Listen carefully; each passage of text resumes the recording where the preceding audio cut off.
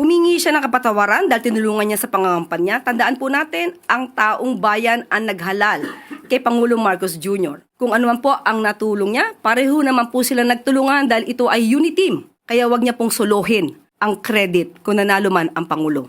At nakikita ngayon ng Pangulo, at rather ng mga kababayan natin, kung sino ba nagtatrabaho. Isang working president compared sa Vice Presidente. If I may quote, di ko kinaya maging bahagi ng 2025 budget na tadtad ng katiwalian. Pinili kong umalis sa gabinete kahit alam ko na since 2023 ang magiging kapalit ang aking impeachment. Pinag-uusapan po ba ang korupsyon, ang katiwalian?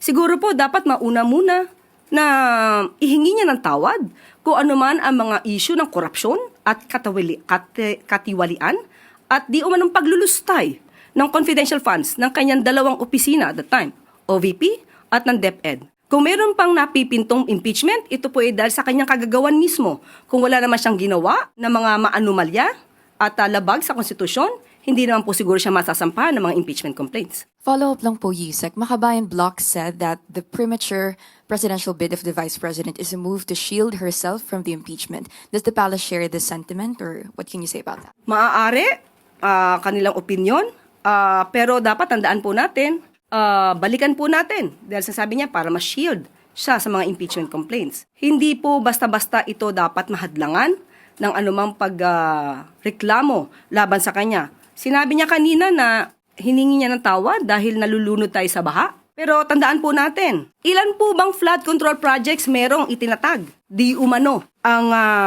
kanyang ama. 13,917 na flood control projects na mukhang hindi naramdaman. Dahil kung meron 13,917 flood control projects, dapat naramdaman natin at medyo humupa ang pagbaha sa Pilipinas. Huwag niya rin pong kalimutan. Ito, akin pong kinuha ng mga report. 2016, meron pong local lane na bagyo na Nina na nagdulot din ng pagbaha. 2017, Orduha. 2018, Ompong, nagkaroon ng massive landslide sa Benguet. 2019, Tisoy. 2020, Ambo. Lahat po ito ay may pagbaha. Taong 2020, Rolly. Ito po ang strongest landfalling typhoon ng 2020. Nandyan din po ang Ulysses, Odette at Agaton. So, hindi po pwedeng magmalinis na wala nangyaring pagbabaha sa panahon ng kanyang ama. Alright mga kababayan, so gawa natin ng reaction video itong sagot ng palasyo, especially itong si Yusek Castro, no? Ito si Auntie Claire ninyo na halos bumubula na yung bibig, no?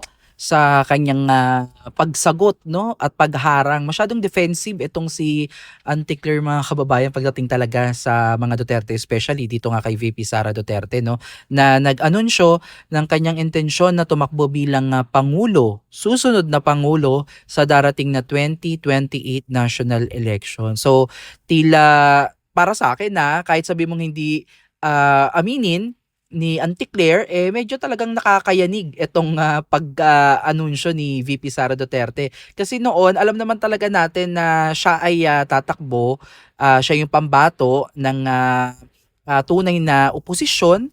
At alam naman talaga natin na siya yung pinakamalakas, no, yung front runner talaga pagdating po sa pagkapangulo sa darating na national election sa 2028.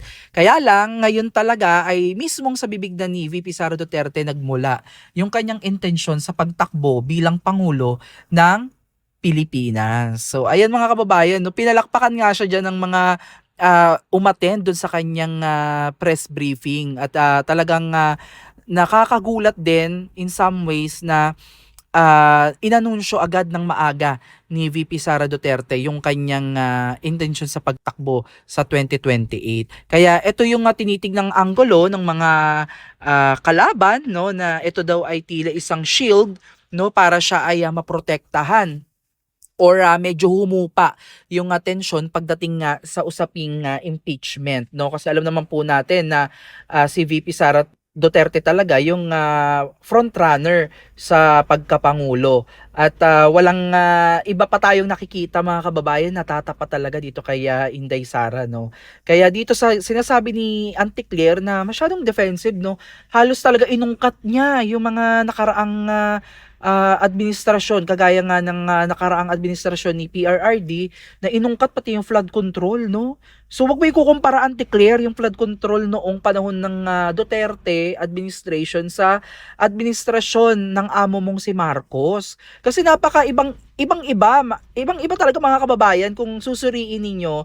Oo, nagdadaan ang mga bagyo, hindi naman mawawala sa Pilipinas yan, no. Talagang nakaranas talaga tayo ng malalakas na bagyo sa mga nakaraang administrasyon. At kahit pa bago pa mag-administrasyon ni Pangulong Duterte ay may mga bagyo na talaga na nanalasa, no, sa bansang Pilipinas. Kaya lang, no, kakaiba yung nangyari ngayon sa administrasyon ng Marcos, kasi talagang parang blessing in disguise mga kababayan nga na sinasabi ko sa inyo, na blessing in disguise yung nangyaring tuloy-tuloy yung sunod-sunod na malalakas na bagyo. Dahil kung hindi mga kababayan, baka patuloy tayong niloloko ng administrasyong ito, no, na patuloy pala tayong ninanakawan, patuloy tayong winawalang hiya ng administrasyong ito. Kaya blessing in disguise yung nangyari. Pero sa kabilang banda, masakit pa rin sa atin, masakit sa akin na mabalitaan at makita yung mga kababayan nating mga nagbuwis ng kanilang mga buhay, mga kababayan nating nawalan ng ari-arian, kabuhayan, mga mahal sa buhay dahil nga po sa maling paggamit o yung pagkamkam ng pera na para sa flood control. So talagang nakakagalit talaga mga kababayan, at ang nag-expose neto mga kababayan, walang iba kundi ang kalikasan, Mother Nature, no? At hindi yan si BBM, kasi kung hindi naman mangyayari yung sunod-sunod na pagbaha, sunod-sunod na bagyo, hindi naman yan malalaman ng taong bayan eh. 'Di ba? Patuloy pa rin yung kanilang paggawa ng mga maanumalyang bagay dyan sa gobyerno, lalo na dyan sa DPWH na grabe, nakakapeste, nakakabwisit yung kanilang ginawa, no? Dahil syempre, biruin nyo, bilang isang taxpayer mga kababayan, napakalaki din ng ating binabayaran na buwis, no? Kaya talagang apektado tayo, at lahat ng Pilipino actually, no, lahat tayo ay may contribution diyan. Kahit sabi mong tambay ka pa, meron kang contribution sa kaban ng bayan. Dahil lahat ng binibili yung produkto, serbisyo, lahat yan tax, no? Lahat yan may tax. So lahat tayo may karapatan na makialam at malaman kung saan napupunta yung pera natin, no? Kaya nakakagalit itong mga flood control na to, kung hindi substandard, mas malupit, ghost project. So saan napunta? Sa bulsa ng ilang mga individual dyan sa loob ng gobyerno. No, grabe mga kababayan, nakakagalit talaga. Kaya ito sa Auntie Claire, para ikumpara itong Duterte administration sa Marcos administration, kahit sabi mong may flood control projects din noong panahon ni PRRD, hindi ganito. Hindi ganito kagarapal, no? Walang ganito. Tanging sa administrasyon lang ni Bongbong Marcos, ganito kalawak, ganito kalaki. Kaya nga, biruin ninyo, pati yung mga kapatid nating INC, no? Na sila, hindi na sila nakatiis. Nagkilos, na sila, kumilos na sila, at ipinakita na nila yung kanilang pagkadismaya at galit sa administrasyong ito, no? Na sumisigaw ng transparency and accountability. Kaya grabe talaga mga kababayan, sobrang nakakagalit talaga, lalo na pag nagsasalita itong si Auntie Claire, na talagang defensive siya, no? Napaka-defensive. Sa totoo lang, habang pinapakinggan ko siya, may pa-print pa siya ng mga resibo niya kuno, pero alam niyo, hindi na madadala yung taong bayan eh. Ang daming naging masaya, ang daming natuwa ng inanunsyo ni BP Sara Duterte yung kanyang pagnanais na tumakbo bilang susunod na Pangulo ng bansang Pilipinas sa 2028 national elections, no? At alam naman natin yan, kahit na anong gawin ninyo ay walang ibang tatapat kay VP Sara Duterte, no, sa pagkapangulo, dahil siya talaga yung front runner. At regardless, kumbaga para sa akin, regardless kung ito ay kanyang strategy or what, as soon as nalaman na natin na siya ay tatakbo, alam na ng taong bayan, no? Alam na ng taong bayan kung sino yung kanilang iboboto. So, tanging sa halalan lang talaga natin malalaman kung ano yung magiging resulta, at yan yung totoong boses ng taong bayan. Kaya itong sinasabi ni VP Sara Duterte na nagsisisi siya na tinulungan niya si BBM na manalo, totoo naman eh. Kasi kami, ano naman kami, Duterte talaga kami at hindi naman kami boboto sana sa Marcos kung hindi dinala ni VP Sara Duterte. Kasi kung sakali, nung mga panahon na yun ay talagang tumakbo si VP Sara Duterte bilang presidente at kalaban niya tong si Bongbong Marcos, for sure, talaga hati ang boto. 'Di ba? At imagine, 32 million plus no ang bumoto. Correct me if I'm wrong, ang bumoto kay VP Sara Duterte. At ilan lang ba kay Bongbong Marcos? Tapos sasabihin, dinala lang daw ng mga loyalista, dinala lang daw ng mga supporters ni BBM itong si Inday Sara. Well, para hindi na lang tayong magdiskusyonan pa at magkaroon pa ng samaan ng loob, hayaan na lang natin na ang taong bayan pagdating ng 2028 ang magdesisyon, 'di ba? So, hintayin na lang natin yun mga kababayan. So, again, regardless kung ito ay ginagawa ni VP Sara Duterte para i-shield siya sa kanyang napipintong mga impeachment. So, nasa, ano na yan na kay VP Sara Duterte na yan kung paano niya tatahakin itong ginagawa sa kanya. Kasi, ganun din naman, di ba mga kababayan, pinagtutulungan na siya ngayon di ba? Makikita ninyo na nag-iisa lang siya, pero lahat, oposisyon, dilawan, kakamping, yellow, makakaliwang grupo, lahat sana pwersa na laban kay VP Sara Duterte. Pero nakikita natin si VP Sara Duterte ay nananatiling matatag at kalmado sa lahat ng sitwasyon. At ipinakita nga niya yan kanina sa kanyang maiksing press briefing, no? At isa sa pinaka nakakatuwa at nakaka-proud na marinig sa kanya is yung healthcare system natin, no, na hindi nawala sa kanyang advokasya at also yung food security para sa mga mamamayang Pilipino na magkaroon tayo ng food security, bumaba yung mga pangunahing bilihin at maging affordable yung mga pangunahing pangangailangan ng taong bayan. And also itong healthcare system natin na talagang bulok, no, at talagang hindi natin makakaila, na talagang kawawa kapag ikaw ay mahirap, ikaw ay nagkasakit, kawawa ka kapag ka nagkasakit ka ng mahirap.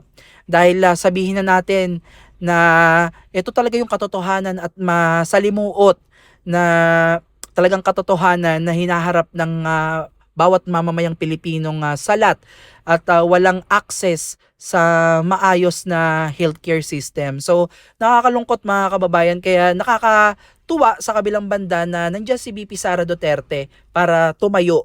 Kaya nga ang sabi na lamang ng palasyo ay good luck daw. No? Good luck na lang ang tanging nasabi ni Auntie Claire Nino at puro sisi sa nakarang administrasyon at puro ano na lang, no, puro negative lang talaga yung maririnig mo dito kay Auntie Claire pagdating sa usapin ng Duterte. At sinabi pang isang politician daw etong si VP Sara Duterte at parang sinasabi niyang it's statesman etong si BBM, no, na ang iniisip daw ay yung future, no, yung mga susunod na henerasyon. So imaginein mo kung iniisip mo yung susunod na henerasyon, bakit ganito naman yung ginawa mo sa bansang Pilipinas?